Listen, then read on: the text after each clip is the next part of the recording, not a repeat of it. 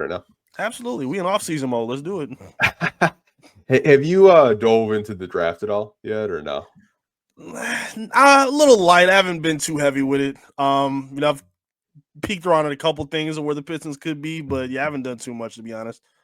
So I'll kind of just like take over this question though. If you haven't gone into the draft, I get it. Right now, who do you think the Pistons are picking in the second round?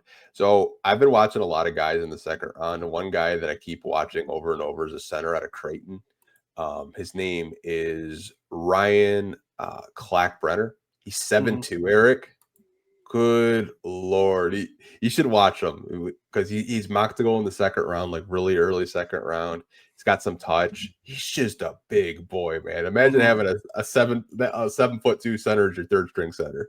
Like, I ain't I'd mad at love that. it. I've Yeah. seen a lot of Danny Wolf suggestions Mhm. from Michigan as him being, that backup big to kind of help out. I get it. I wouldn't be mad at it at all. I understand we always kind of tie the local ties together, but I've seen Yeah. this game and I think it could be suitable for what they need. I understand that. Yeah, like the only thing with Danny that I kind of have pushback with it is like he's flashy, he's fun to watch, but like the turnovers concern me a little bit. Mm-hmm. And I think he's gonna go in the first round. If he falls in the second round, I guess you have to take him. Mm-hmm. But I've really liked Ryan. There's another center that I watched out of Stanford, but a lot of people are telling me he's going lottery. Maxi Renault, he's a 7 foot stretch five that man, like they're lucky enough to trade up for him, man. Like he just gives me so much like when I say this, Kristaps Porzingis light. I'm not saying he's Kristaps Porzingis. He can block shots. He can stretch the floor. Being over, I'm just looking at these 7 foot players in the front court because like that's what they need. I mean, he wears 42. Maybe he's a fan of Kevin Love, just the way he's stretching the floor out there. But those are two guys that I looked at. I also looked at Chaz Lanier, who's maybe you could go for like a Tim Hardaway Jr. replacement. He's a shooting guard out of Tennessee, 6'5". But he'll be 24 by the time you draft him. Maybe they kind of look at, trying to get a guy that's played all 4 years in college. But I feel like they could get a really good player, but there's no guarantee he hits. Yeah, they again they're in a position where luckily they can kind of move however they choose with that pick. I feel like there's an opportunity maybe if they want to move up or move down. I feel like Trajan's going to keep his options open. I feel like luckily they're not a team like Washington that kind of got screwed over the lottery. They're just kind of shuffling around hoping that things kind of fall in their direction.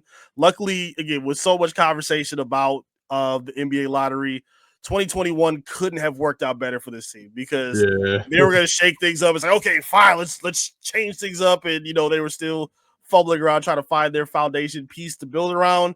Like, that would be very unfortunate for them because like a lot of teams could have used a guy like Dylan Harper, but now they don't have a Yeah. chance to get him because of how things are shaked out. So, yeah, the Pistons fans, yeah, be very, very fortunate and lucky that you're not in this position where you have to sweat over where the draft is going to take you because a lot of teams right now are doing that, and it really sucks for them. I do think for Pistons fans that still love the draft because there's that section of the fan base. It's just they love NBA draft. Yeah. Look at Brooklyn if you want to trade up. They have 3 first-round picks. Mm-hmm. They have a couple late-round picks. I mean, I'm looking at the Tankathon mock draft right now. The guy that I mentioned, Maxi and Renault, is mocked to them at 27.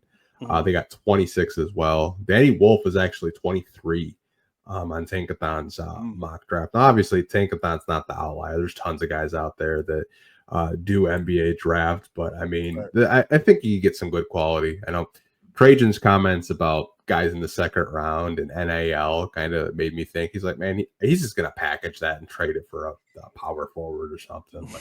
Like we could be like talking about, oh yeah, Trajan package 37 and Simone or Sasser, Right. who knows, for a rotational player. I mean, you got Wendell Moore basically for free and Bobby Right. Clinton just trading up to 37, and they traded like the 50th pick. So I feel like you could get a low key guy on your roster, especially sitting at 37. And who knows, man? But I just can't get in the draft this year. I don't know about you. Yeah, I'm struggling a little bit, but again, this is a good situation to be in. Like, you not have to sit have to worry about, oh, we got picked up for 5 again. What can we, hope and cross our fingers for that'll land in our direction? Like, the Pistons have a foundation Yeah. set. It's just about how far they can take you at this point. So, again, this is a good position to be in to not be sweating when the draft shakes up. Oh, my mistake, Mathis. They have 4 first-round picks. Holy crap.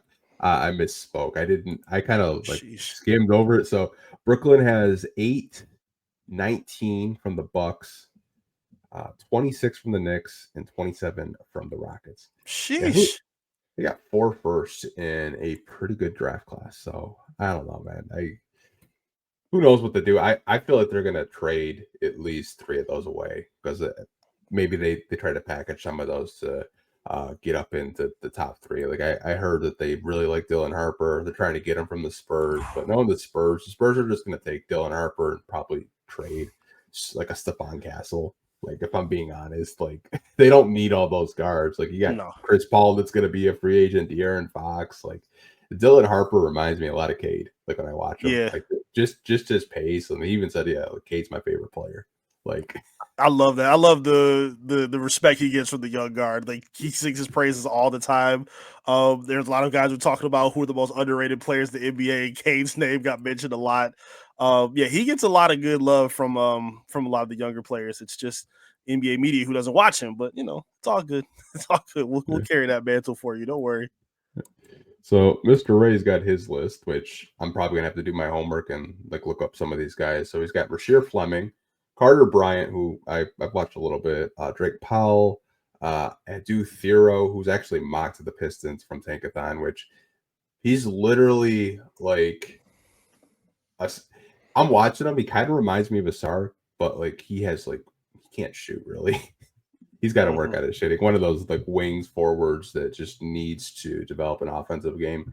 Mhm. Trajan is looking at potential wing forwards. I mean, if you do look at Trajan's draft history, he's only really drafted one center, and it was Jackson Hayes, which was kind of a Right. miss. But outside of that, he's had pretty good drafts. But I mean, I guess those are some names that Pistons fans should be kind of looking at for the NBA draft. But knowing them, they probably trade it. Like we're just Right. torturing ourselves watching all these second round guys.